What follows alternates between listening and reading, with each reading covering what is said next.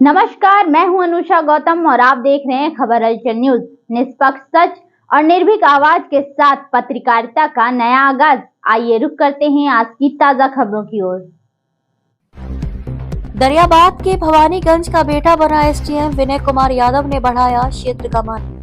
विधानसभा दरियाबाद के ग्राम भवानीगंज के होनहार युवा विनय कुमार यादव ने हाल ही में आयोजित यूपीपीसीएस परीक्षा में सफलता प्राप्त कर उप जिलाधिकारी एसडीएम पद पर चयनित होकर पूरे क्षेत्र का नाम रोशन कर दिया है। ये उपलब्धि न केवल उनके परिवार के लिए गर्व का विषय है, बल्कि पूरे गांव, विधानसभा और जिले के लिए भी एक बड़ी प्रेरणा बन गई। यूपीपीसीएस परीक्षा उत्तर प्रदेश की सबसे प्रतिष्ठित प्रशासनिक सेवाओं में से एक है, जिसके माध्यम से एसडीएम जैसे महत्वपूर्ण पदों पर नियुक्ति होती है। विनय कुमार यादव की इस सफलता से क्षेत्र में खुशी की लहर है। ग्रामीणों और शुभचिंतकों ने इसे मेहनत, लगन और संघर्ष का परिणाम बताते हुए उन्हें शुभकामनाएं दी। उनकी इस उपलब्धि से गांव के युवाओं को भी एक नई दिशा और प्रेरणा मिली है कि मेहनत और दृढ़ संकल्प से कोई भी लक्ष्य हासिल किया जा सकता है। देखिए खबर हलचल न्यूज की खास रिपोर्ट संवाददाता शिल्पा राजपूत के साथ। इस वक्त मैं मौजूद हूँ बाराबंकी जिले के दरियाबाद विधानसभा के ग्राम पंचायत भवानीगंज, और हम जो यहाँ के एसडीएम हुए हैं, हम उनके घर पे मौजूद हैं। आप देख सकते हैं यहाँ पे काफी लोग उपस्थित हैं। आइए हम उनसे बात करते हैं और जानते हैं उनका संघर्ष कैसा रहा। शिल्पा राजपूत, खबर हलचल से।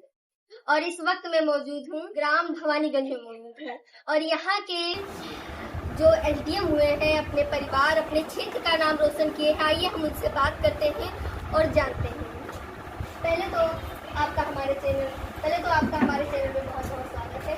अब आप अपना परिचय दीजिए। मेरा नाम विनय कुमार है और ग्राम भवानीगंज का ये मेरा पुश्तैनी घर है। हालांकि हम लोग फैजाबाद में भी रहते हैं, और मैं यूपी अभी मौजूदा जो 2025 की यूपीपीसीएस एग्जाम है, उसमें 33वीं रैंक आई है, उसके कलेक्टर का पद मिला है। आपका ये ख्याल कब से आया कि हमें एसडीएम की तैयारी करनी चाहिए? आपका संघर्ष क्या रहा? ये तो खैर एक लंबी कहानी है। इसमें घर परिवार के बाकी सदस्यों का भी बड़ा रोल है, जो मुझे चीज़ को करने के लिए मोटिवेट करते रहे। और इसमें मैं जो 2006 से लेकर 2021 तक उसका भी कुछ ना कुछ बड़ा रोल है, क्योंकि मैं वहाँ पे एक नौसैनिक के रूप में था, और वहाँ से निकलने के बाद मैं चाहता था कि अपनी जो क्षमताओं को एक अच्छे लेवल पर या ऊंचाई तक और ले जाया जाए। तो इसके लिए मैंने सोचा कि यूपीएससी या यूपीपीसीएस इनकी इस एग्ज़ाम की तैयारी की जाए। हालांकि यूपीएससी में मुझे पूरी तरह सफलता नहीं मिल पाई, लेकिन यूपीपीसीएस में मैं अपने पहले अटैम्प्ट मैंने फेल हो गया था, दूसरे अटैम्प्ट में मुझे ये और आपको इस एसडीएम का जो पद मिला है, इसका दायित्व तो बहुत बड़ा होता है, और इस दायित्व को आपको किस तरह प्रेजेंट करना चाहिए? हालांकि अभी तो खैर मुझे ज़्यादा करके जो बहुत सारे छोटे छोटे काम हैं या बड़े काम हैं, मूल रूप से यही पता है कि यहाँ मजिस्ट्रेट का काम होता है, लॉ ऑर्डर देखता है, और शहर में मतलब कि आफ्टर डीएम का बड़ा मेजर रोल होता है। तो ये तो खैर मोटी बातें हैं, लेकिन ट्रेनिंग में हमें चीज़ें सिखाई जाएंगी कि हम क्या क्या कर सकते हैं, कैसे कर सकते हैं। तो ये तो खैर बात का विषय है कि मैं क्या क्या कर सकता हूँ। हालांकि मेरा मानना है, क्योंकि हमारा क्षेत्र बड़ा ही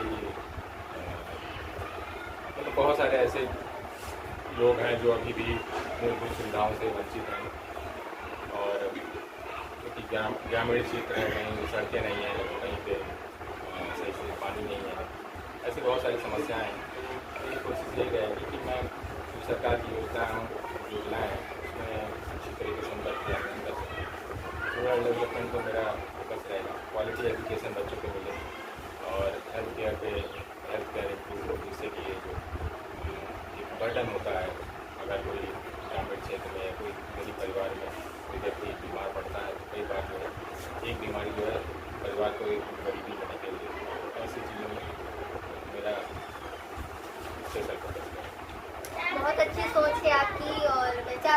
इससे भी आगे आप जाएं। और इस लाइन में आने के लिए काफ़ी दिक्कतों, काफ़ी कठिनाइयों का सामना करना पड़ा होगा। और कैसी कठिनाइयाँ सामने आई आपकी? हालांकि कठिनाइयाँ तो सभी के जीवन में होती है, जो भी आप कोई भी बड़ा है आप काम करने चलेंगे तो कठिनाइयाँ तो आएंगी। इसमें कठिनाइयों को सामना करने के लिए आपका परिवार आपके साथ होता है, जो कि आपका सहयोग करता है, आपको मोटिवेट करता है। अगर कभी आप अपने मार्ग से विचलित भी है तो आपको रास्ते पे लाता है। तो उसमें मेरे परिवार का बड़ा सहयोग है। माता पिता, मेरी पत्नी, दोनों बच्चे, ये सब मेरी मोटिवेशन फैक्टर करते हैं। मेरा चचा वो विकास अधिकारी है, और यही सब बाकी जो मेरे पूर्वज जिन्होंने हमेशा मुझे आशीर्वाद दिया, दिवंगत मेरी अध्यात्म में शासन वो बड़ा आशीर्वाद है।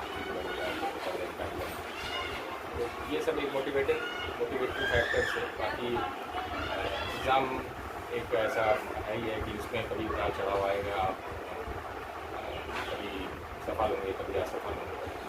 तो इन चीज़ों को अपना, अगर असफल हुए हैं तो आप समझिए कि भाई कुछ न कुछ कमियाँ रही होंगी, उनको एनालाइज कीजिए सही से और उन कमियों को दूर करके ही आप आगे बढ़ सकते हैं। तो यही सारा फिलहाल यही एक प्रोसीजर है। कई बार जो असफलताएँ मिले उनमें अपना देखा गया कहाँ कमियाँ रह गई हैं, उन पर काम किया गया सफल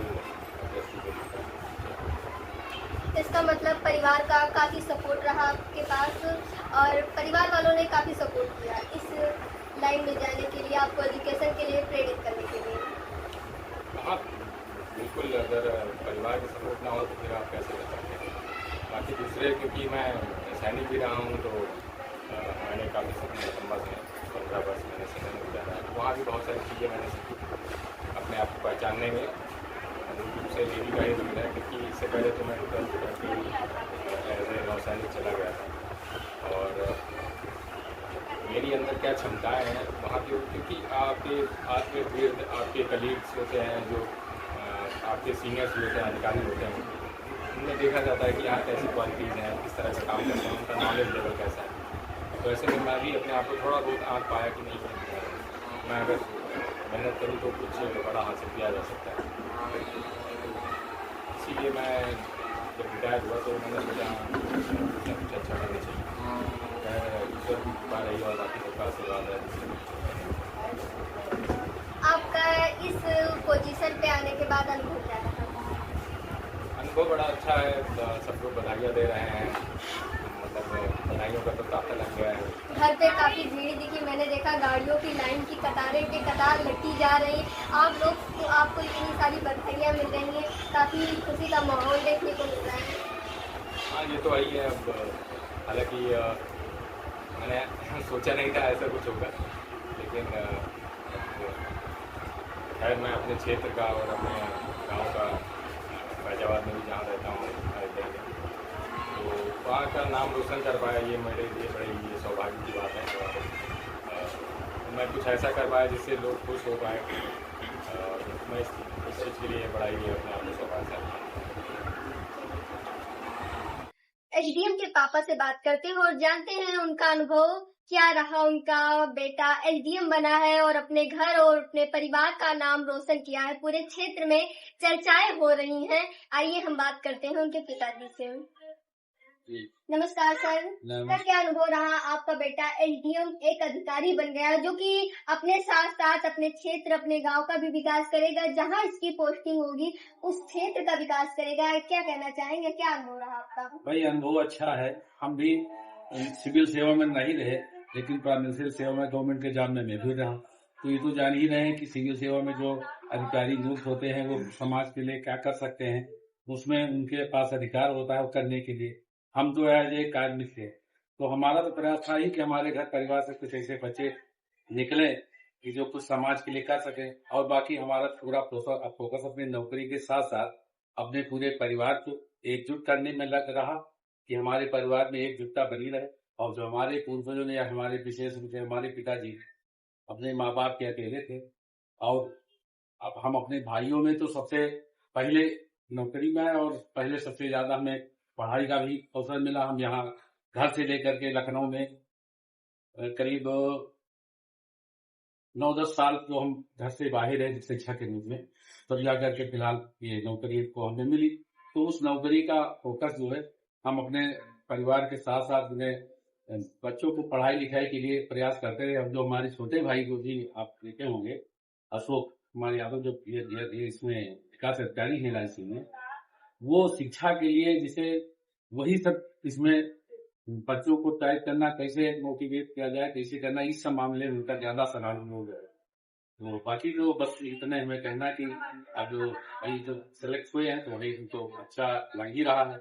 हमारे परिवार को, गांव को, सबको अच्छा लग रहा है कि हाँ बच्चा कोई हमारे क्षेत्र में नाम कर रहा है। तो बस यही कहना है।